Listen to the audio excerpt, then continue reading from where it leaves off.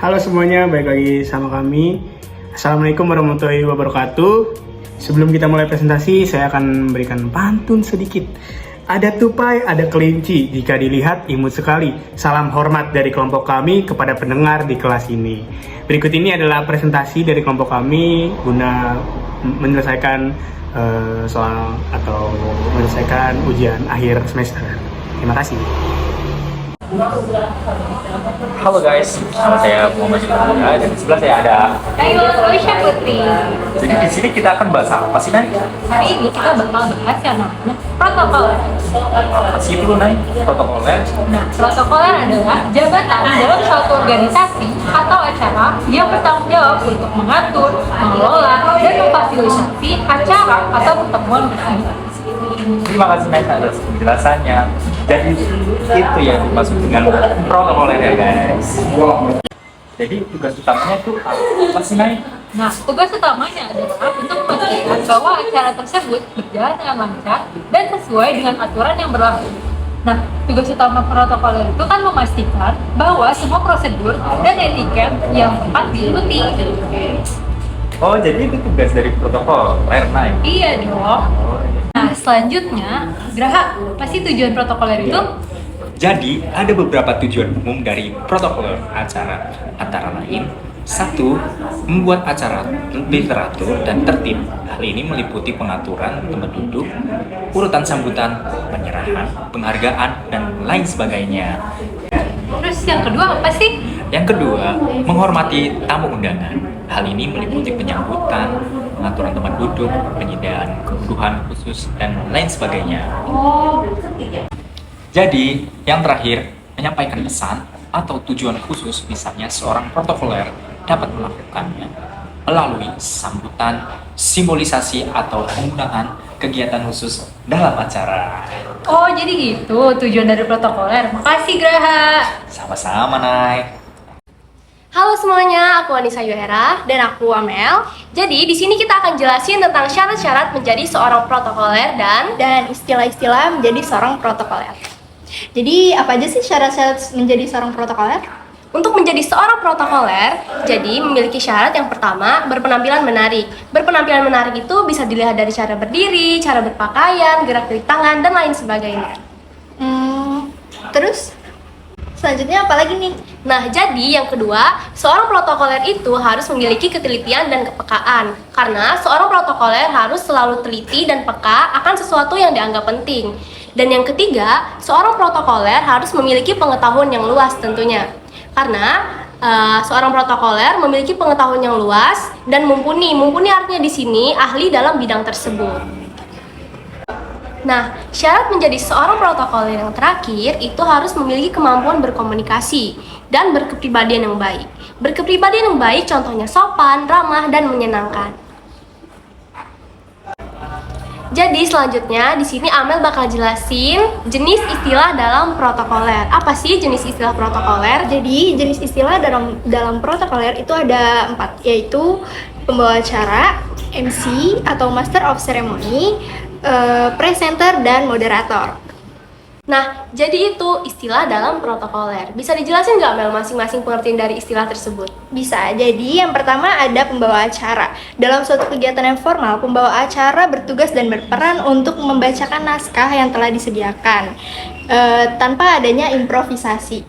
Jadi, pembawa acara adalah orang yang memandu jalannya acara resmi, resmi formal maupun seremonial. Oh, jadi itu pengertian dari pembawa acara. Selanjutnya ada lagi nggak sih Mel? Ada dong. Yang selanjutnya adalah MC. Menjadi Master of Ceremony atau biasa dikenal sebagai MC adalah sebuah keterampilan seseorang memandu jalannya sebuah acara. Dibutuhkan kreativitas dan improvisasi yang lebih tinggi agar bisa menciptakan suasana sesuai dengan karakteristiknya. Nah, yang selanjutnya adalah presenter. Presenter secara bahasa artinya menyajikan atau menghadirkan. Istilah presenter lebih sering digunakan untuk pembawa acara televisi. Nah, dari istilah-istilah yang Amel sebutin tadi, MC, presenter, dan pembawa acara, kira-kira ada lagi nggak Mel? Ada lagi dong, yang terakhir adalah moderator. Moderator ini juga sebagai pemandu yang memandu jalannya acara seperti diskusi, pemaparan dari narasumber. Nah, jadi itu syarat-syarat menjadi seorang protokoler dan Istilah dalam protokoler. Selanjutnya ada saya Nadia Yulia Priyatama dan Saya Alfatan Ren Syartani. saya di sini akan menjelaskan mengenai ruang lingkup protokoler. Ruang lingkup protokoler itu apa sih, Nat? Telah jelas dalam Undang-Undang Nomor 9 Tahun 2010 disebutkan bahwa ruang lingkup keprotokolan meliputi tata tempat, tata upacara, dan tata penghormatan. Dan hanya diberlakukan untuk acara-acara kenegaraan dan resmi bagi pejabat negara, pejabat pemerintah, perwakilan negara asing, Oke. atau organisasi internasional, serta tokoh-tokoh masyarakat tertentu. Gitu, Nah. Fatan. Oke. Nah, tadi kan kamu udah ngomong tentang ruang lingkup protokoler. Nah, protokoler itu ada tugasnya nggak sih? Ada Fatan. Oke. Aku jelasin ya. Oke. Tugas protokoler itu yang pertama memiliki ketelitian dan kepekaan. Oke. Yang kedua mempunyai wawasan yang luas terhadap bidang atau ilmu yang relevan. Oke. Yang ketiga mempunyai jati diri, prima dan penampilan yang menarik. Yang keempat bukan hanya harus cerdas tapi harus percaya, insting yang tajam. Yang kelima, mengenal dirinya dan memiliki konsep diri yang positif gitu, Fatan. gitu. Ternyata tugasnya banyak juga ya protokoler. Iya. Oke. Nah, jadi kan tadi udah aku jelasin mengenai ruang lingkup protokoler dan tugas protokoler. Betul. Selanjutnya ada apa sih, Fatan? Nah, selanjutnya itu aku mau ngejelasin tentang retorika nih. Apa sih emang retorika itu? Nah, jadi gini Nat, retorika adalah seni dan ilmu dalam menggunakan bahasa untuk mempengaruhi, meyakinkan, dan memikat audiens gitu loh. Istilah retorika ini berasal dari bahasa Yunani, yaitu retorike, yang berarti seni berbicara, Nat. Oh gitu. Perkenalkan, nama saya Zana Nadia. Nama saya Muhammad Jari Dwi Hardian. Di sini saya akan menjelaskan tentang tujuan retorika. Nah, sebenarnya tujuan retorika itu apa sih? Tujuan retorika itu meyakinkan para pendengar tentang topik yang sedang dibicarakan Oke. dan membina hubungan yang baik antara masyarakat dan membentuk struktural kerjasama antara hubungan masyarakat tersebut. Oke. Nah, selanjutnya saya akan menjelaskan tentang hubungan retorika dan protokoler. Nah, hubungannya apa sih? Sebenarnya hubungan retorika dan protokoler ini, kedua bidang ini saling berkaitan dalam situasi formal atau resmi, di mana kemampuan untuk menggunakan retorika yang efektif dan mematuhi protokoler yang berlaku akan membantu menciptakan interaksi yang berjalan lancar dan efektif. Dalam konteks ini, penutur yang ahli dalam retorika akan menggunakan strategi komunikasi yang efektif untuk mempengaruhi audiens dan memperoleh respon yang diinginkan, seperti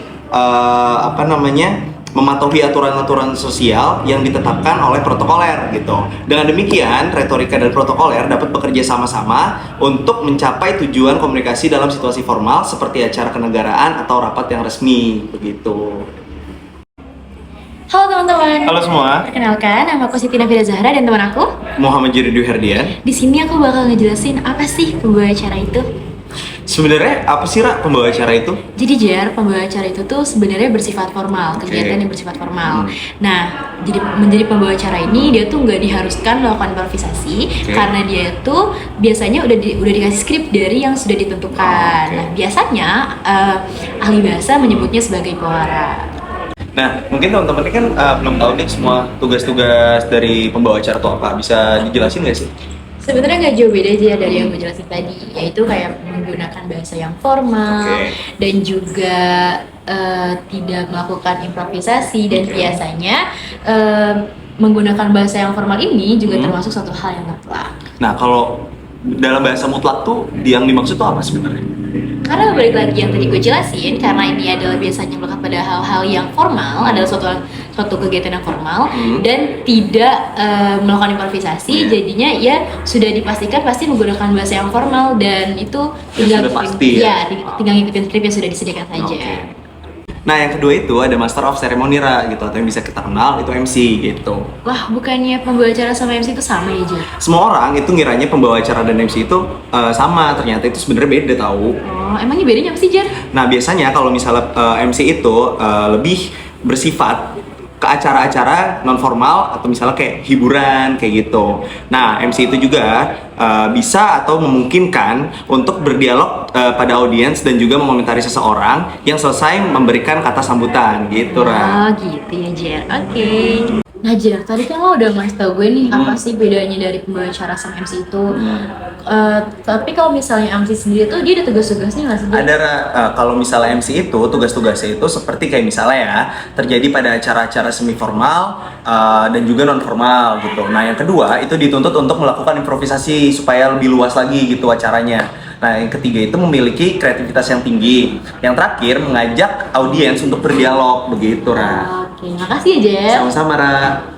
Oke baik teman-teman, terima kasih semua untuk perhatiannya dan mungkin cukup sekian dari kelompok kami dan terima kasih juga untuk Bu Anita. Wassalamualaikum warahmatullahi wabarakatuh.